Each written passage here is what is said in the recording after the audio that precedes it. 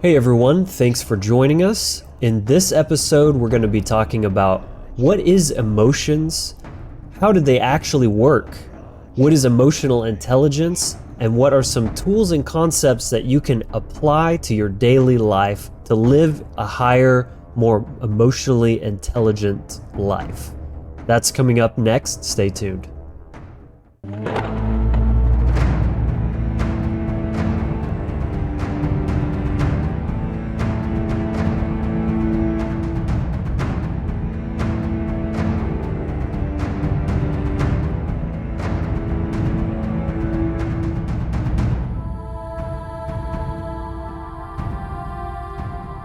All right, welcome back everyone to another episode of the Wizard Factory podcast, where together we explore the universe through ourselves. My name is Logan Hart, and if you're new here, welcome. This channel is all about holistic spiritual empowerment for your mind, body, and soul. So if that sounds good to you, consider subscribing and hit that bell notification so you get to see every video and get every bit of empowering content. And be sure to watch all the way to the end of the video. Not only will that ensure that you're getting the most out of this content and seeing the full picture, but that's also the other way that helps the video get the best performance in the algorithm. So it helps me and it helps you. I appreciate it. Let's go ahead and dive in today. So again, this episode is all about emotional intelligence. Now, I think you probably know as well as I do, most people struggle with this. Most people struggle with their emotions in one way or another. And emotions are a creative energy, a creative force. You could say it's a feminine creative energy.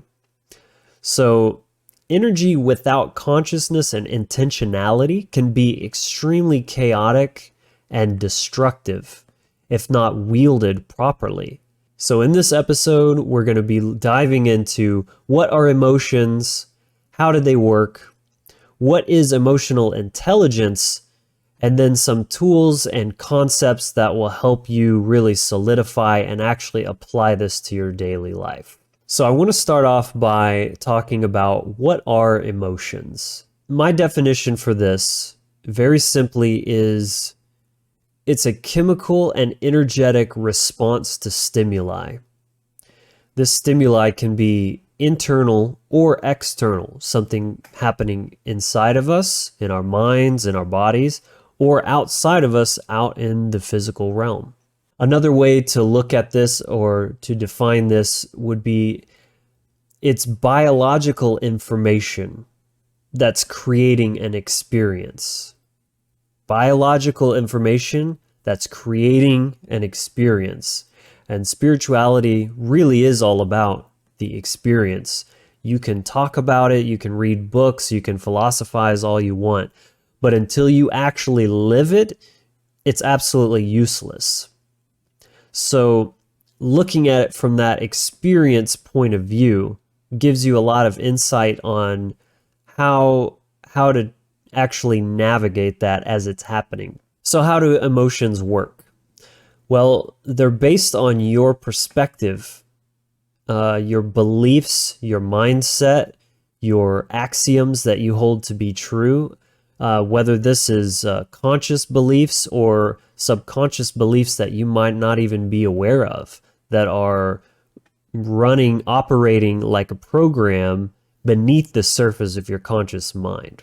And this is largely based on the concept of the trivium as well.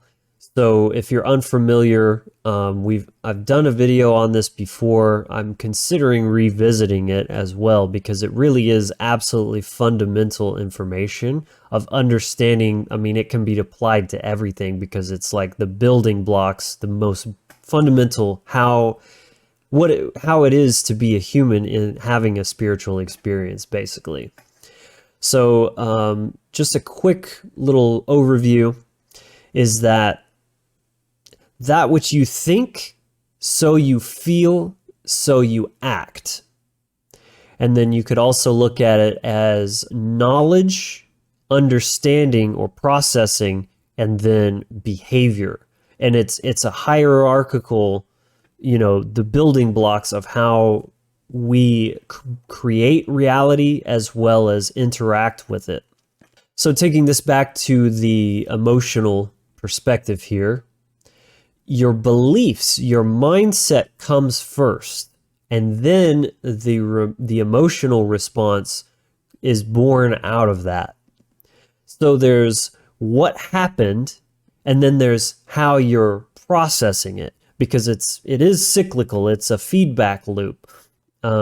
You're constantly interacting with the environment, with the universe, and it's constantly interacting and influencing you. So as you can see, this is one of the best and most clear applications or examples of the law of correspondence from the Hermetic principles. As within, so without, and as without, so within. Both are simultaneously true and happening at all times. So then what is emotional intelligence? Well, to master your emotions, you must learn to use them as an ally and no longer be a slave to them. So you're not ignoring them, but you're not just completely subject to them either. Another way to put it is it's the ability to choose how you're processing and therefore how you feel about something, and then how you respond to that. So you're cultivating non-reactivity to stimuli. It is better to respond than to react. So this is the kind of mindset that I want you to carry forward as we're going through this information. Is, to be reactive is very unconscious. It's very instinctual. It's very kind of base consciousness.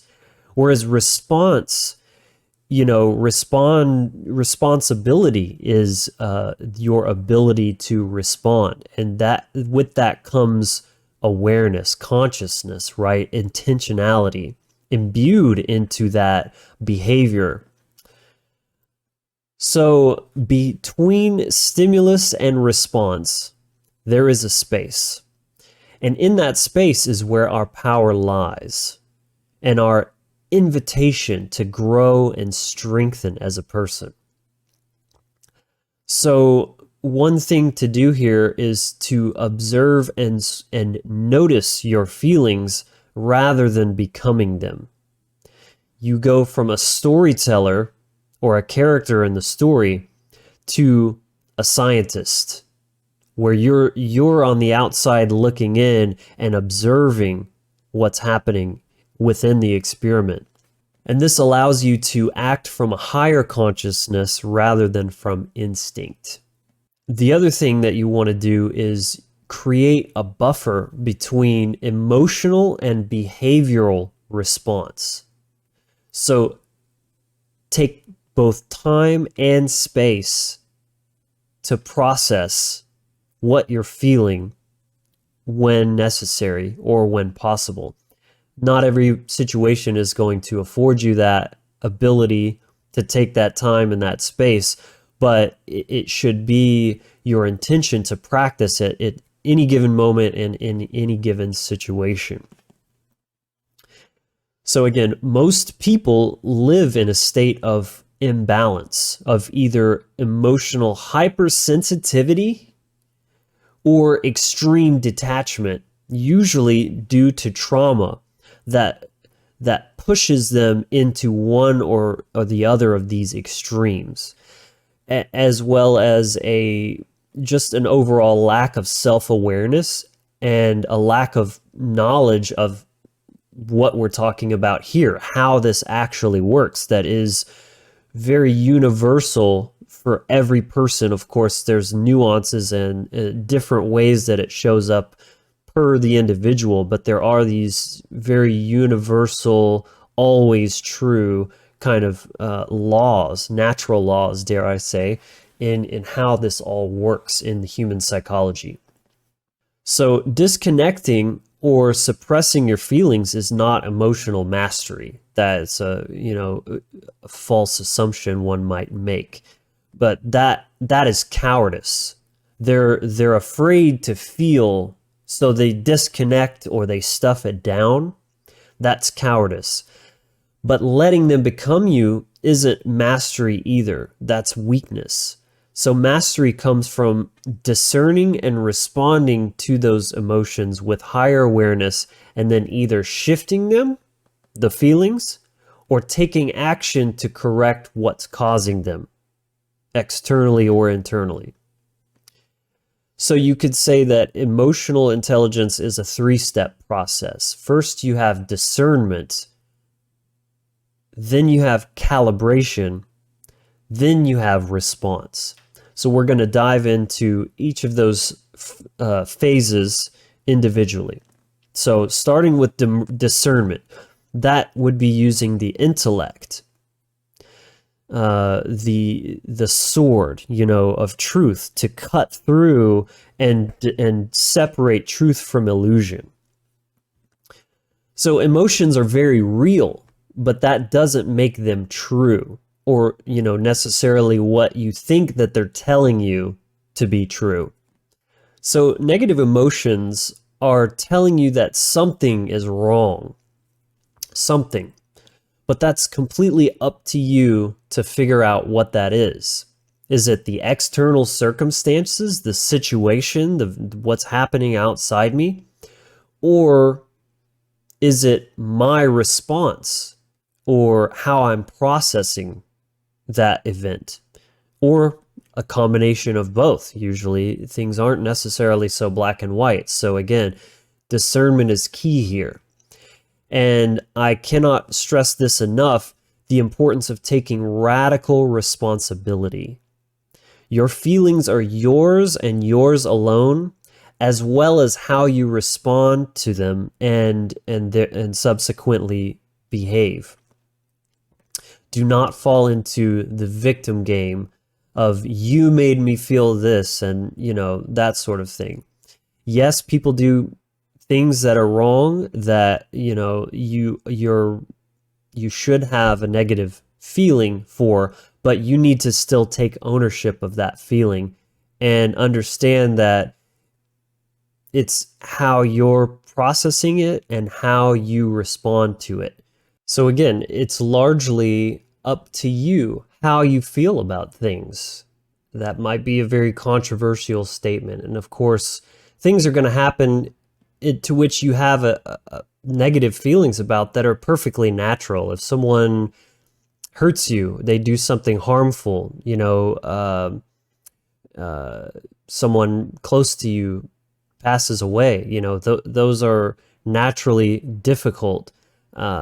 But there's always some level of choice in how you're choosing to look at it. There's the thing that happened, which is just objective truth. It is what it is.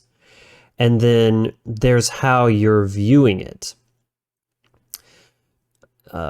If you've ever heard the concept of like finding the silver lining, so to speak, even the most negative things, you can find some way of looking at it that's more useful than just being a victim. There's always some way that you can kind of spin the story that you're telling yourself that makes it empowering for you. So if you lose your job unexpectedly, if you get fired, you could spend all your time raging about what an asshole your boss was, and that was so unfair, and you did everything right, you were the best employee, and you loved your job, and you could just go on and focus all your attention on that. And while those things might be 100% true, is it useful? Is it going to get you your job back? No. All it's doing is keeping you stuck in that headspace rather than thinking, okay, this happened objectively. Now, what is a narrative? What is a perspective that I can take? Perspective is like, here's, I don't know, here's my phone. It is what it is, but I can change my perspective. I could look at it this way.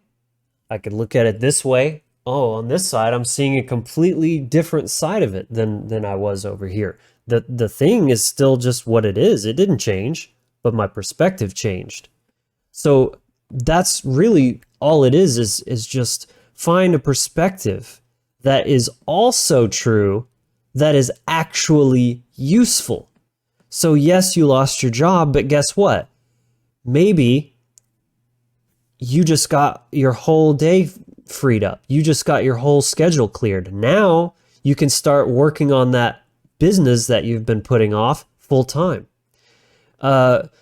Maybe you have been complaining about your job for years anyways, and now this is an opportunity to finally just go out and find a better one. Maybe you find the next job pays better, and then you'll look back and feel a little bit silly about all that complaining you did about losing your job when you had no idea that was actually setting you up for an even better job that pays you better and treats you better and all that kind of stuff. These are just, there's infinite examples. There's so many different ways you could take virtually any situation and find that silver lining and just find some perspective that's actually useful and that's actually empowering to you. Does it change what happened? No. That perspective doesn't change what happened any more than complaining about it did. They're both just two different perspectives. The event itself is objectively true and doesn't change based on how you feel about it or anything. So that's why it really just comes back to you. That's where that radical self-responsibility comes in. It's like you have to look at it one way or another. So you might as well pick the perspective that's actually going to empower you in some way, that you can, you could take that negative event, just going with this getting fired example because it's a good one. You could literally choose to feel excited if you wanted to. You could say, man, that happened. And you sure acknowledge, I'm unsure how I'm going to be paying bills right now. This does put me in a bit of a financial predicament. You can acknowledge that. But instead of just totally just running away with that fear and stress and all of that, you can say, but I actually feel excited because now my whole schedule just cleared up and I can get so much shit done, and that makes me excited. Or I can finally get a better job after being stuck at this one for so long, and that makes me feel excited and liberated, right? Those are choices that you can make, and don't give me that crap that you can't, or that you're stuck, or that you're lying to yourself. It's a cop-out. If you feel like you can't find a better perspective, you're just giving up on that. You're essentially choosing to stay in that negative emotion in a way that's not serving you whatsoever. In fact, it's going to make you sick. You can end up, say you keep stressing about it, and then you get a cold because your worrying wreaked havoc on your immune system, and now you're jobless and you're sick. Well, that's not helping you, is it? So it's up to you. You decide. And no matter what the situation is, find that silver lining. Use your mind. Be creative. What's a way that might open you up to a perspective you would have never considered if that negative thing hadn't happened to you, giving you a perspective you would have never had before.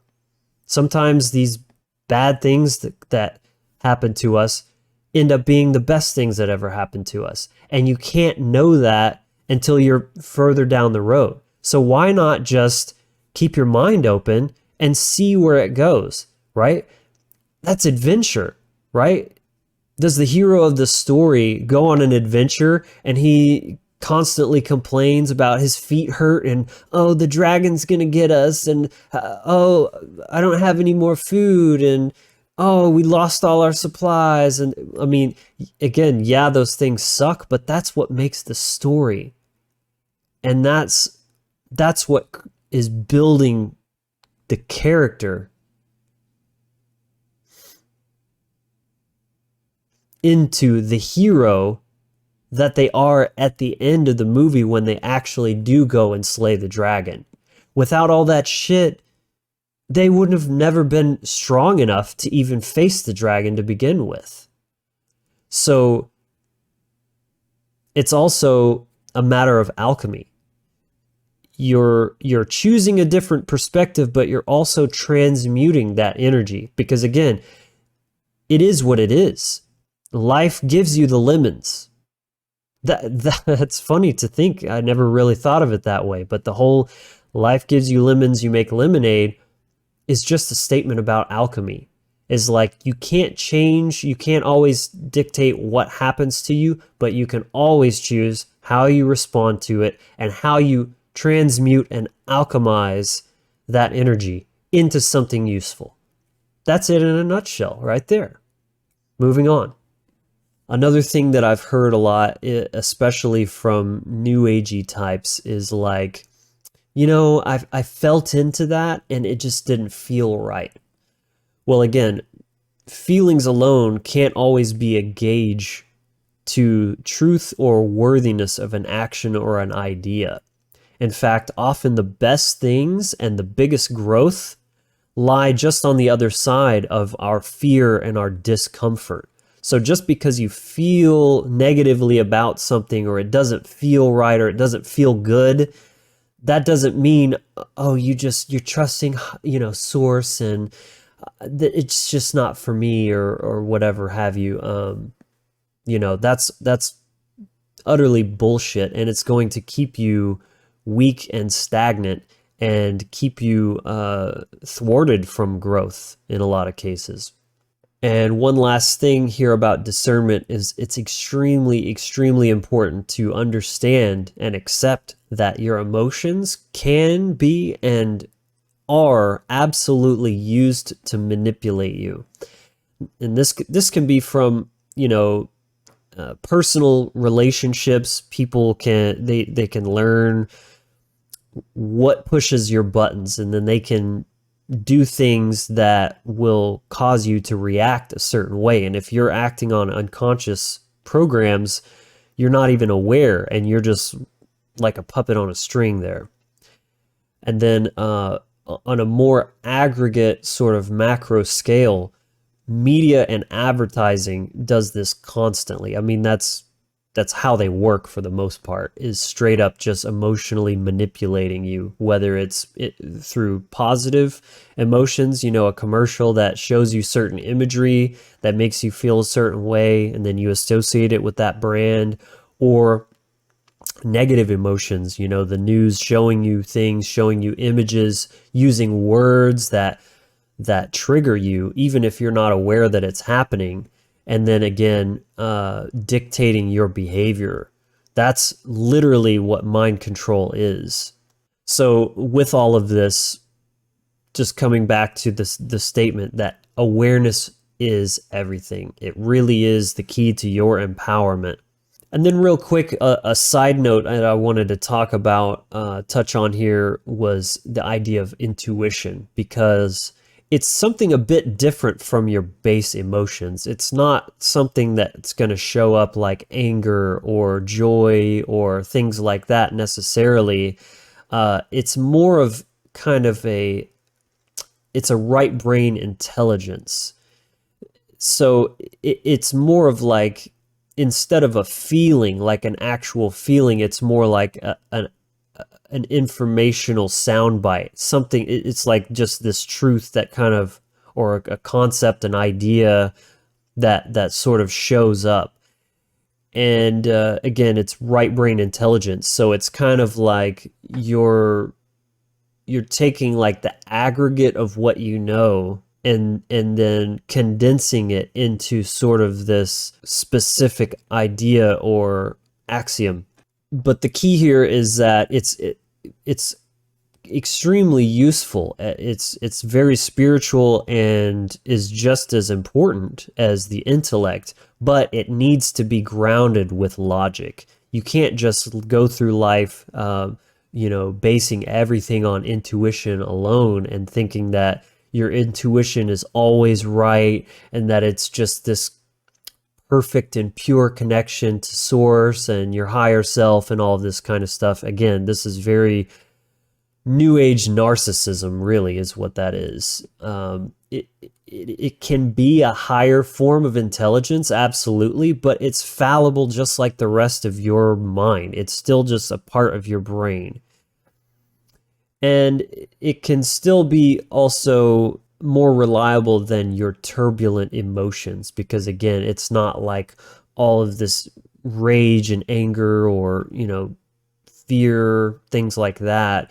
It's more just an idea, like a truth or a belief, basically, that comes to you without you necessarily understanding all of the underlying processes that your brain went through to come to that conclusion. So I just think that that's important to note here in context to the larger conversation. But moving on to the next phase, so we have discernment. That's the first step, where you're stopping and you're literally just asking the question. You're realizing, okay, just because I feel this doesn't make it automatically true, and then I'm going to react as if it is true automatically. You're taking that first step to putting your awareness to it, questioning it, and saying, okay, where is this coming from?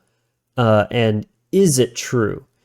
Is it something that's out of alignment in my situation, or something out of alignment within me that I need to take a look at?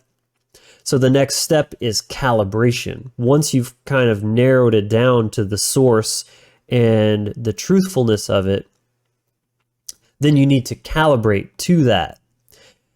So there are no good or bad emotions. That's the first thing that is extremely important to take into account here.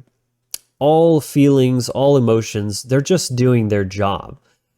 It's just whether or not they're properly calibrated or not. And that becomes our job to make sure that they're properly calibrated and giving us a good reading. So like, if you have, say, a tire pressure gauge and it's not properly calibrated, that doesn't mean it's broken. It's actually working perfectly.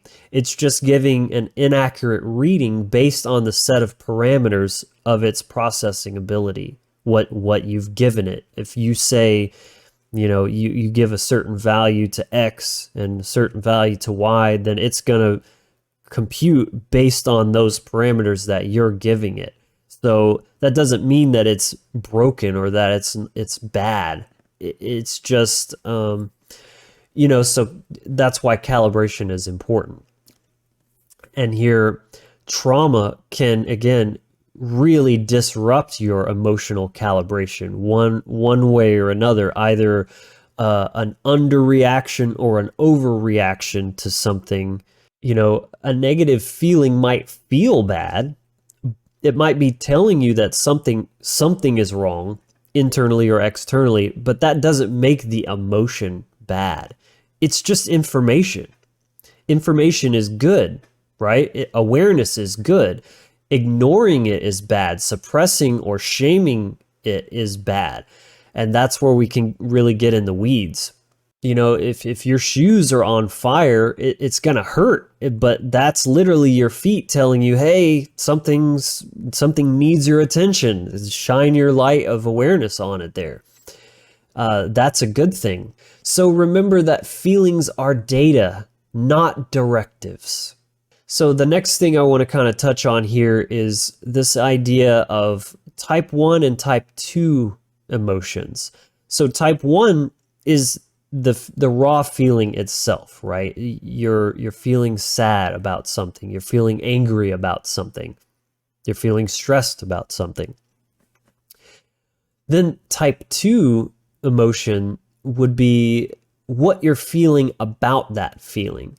And this is where we can really kind of get lost in the weeds here in terms of almost like a feedback loop that perpetuates and spirals further and further out of control. Because again, if you're acting and thinking as if stress is bad, or anger is bad, then it's bad that I'm angry, and that makes me angry that I'm angry, or I'm stressed that I'm stressed that I'm stressed. It just keeps piling on these feelings on top of it that really just aren't useful, right? The raw data, again, is useful in terms of calling attention to something that needs fixing, but the layering on of the negative emotions on top is really just detrimental. There is no good that can come out of that.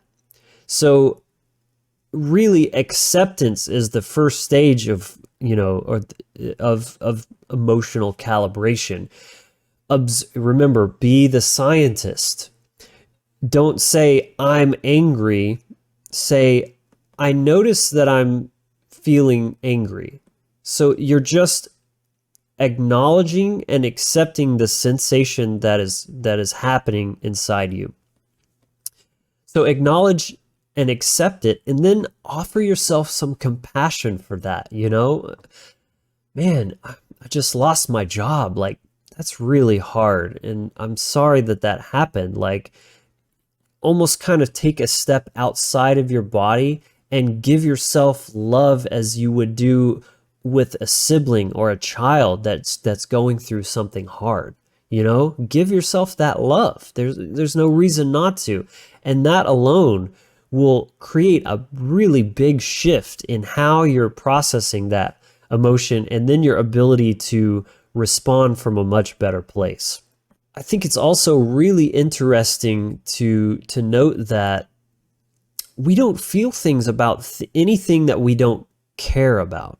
So when you're feeling something like that, these difficult emotions that we all feel, ask yourself then, what is this emotion telling me about my values? What is this telling me about my needs that maybe aren't getting met? And again, taking responsibility for those. Those are my needs, right? Someone might be harming you with their behavior because they're trying to meet some kind of need of theirs. That doesn't excuse the behavior by any means, and you need to have healthy boundaries. But your understanding, see, their behavior is theirs, that need is theirs, but your feelings, your reaction, and your needs are yours. And that's your kingdom. That's your domain that you need to worry about. Maybe worry is not the best choice of words, but let's say be of concern to you. That's your business, right? So then by doing these steps, you can respond from a much better place of understanding and even compassion for yourself, compassion for someone else that even may be hurting you. And this is really truly where you're going to find so much empowerment in that response versus the reaction, where you're just instantly a victim. You're not taking responsibility for your emotions, and then you're reacting, you're lashing out, you're meeting them at their energy, that sort of thing. If it is another person, obviously this can be just universal circumstances or whatever like that. So I like this quote. We've all heard this before. You could even say it's kind of cheesy, but it really is just so true. And often it's got this kind of a Christian-y connotation, Lord, give me the strength. But you don't have to think of it in that sort of way. More like you're just you're acknowledging this truth, and you're inviting these kind of states of being where you're asking for the serenity to accept the things that you cannot change, the strength and courage, I like to add in there, that's extremely important, to change the things that I can, and the wisdom to know the difference. So that really does just encapsulate the full process right there. You have discernment, the wisdom to know the difference, the strength and courage to change the things you can. That's the proper response, the higher response that you want. And then the serenity to accept the things you can't. That's sort of that self-compassion and that acceptance where you're not at odds with your own body and your own emotions and having this internal war, instead of actually just using these feelings as your allies, as your friends, to help you navigate this difficult and confusing experience that we call life. Hey guys, hope you're enjoying the episode so far. I just want to take a quick moment to offer you a special gift. It's the free initiation package download. This is a free download package that includes the Toolbox mini course. I created this package to equip you with all of the essential tools you need for any type of energetic or magical practice for anyone serious about their spiritual development.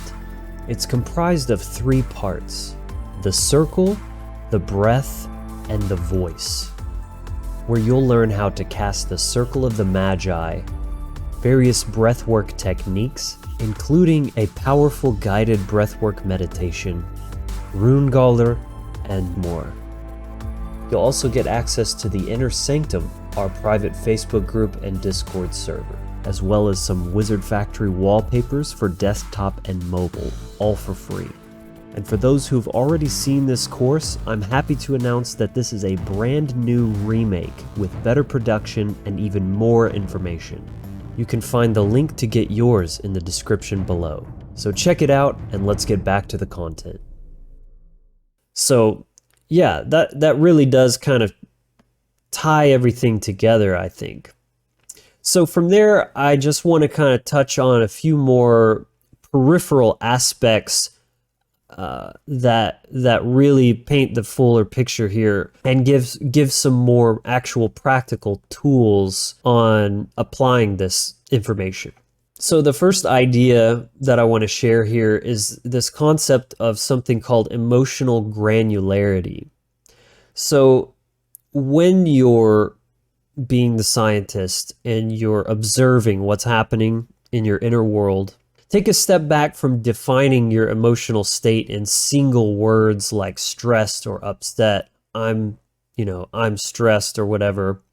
Try to break that down into smaller and more specific feelings. I don't mean to be condescending or derogatory, but using these big, kind of almost clunky words, it's very kind of juvenile way of expressing your feelings, right? As you cultivate maturity and a deeper understanding of yourself, you can narrow it down more. Instead of I'm stressed, that's like just this clunky blanket term, you can break that down and say, you're overwhelmed because of this, or I'm feeling unsupported.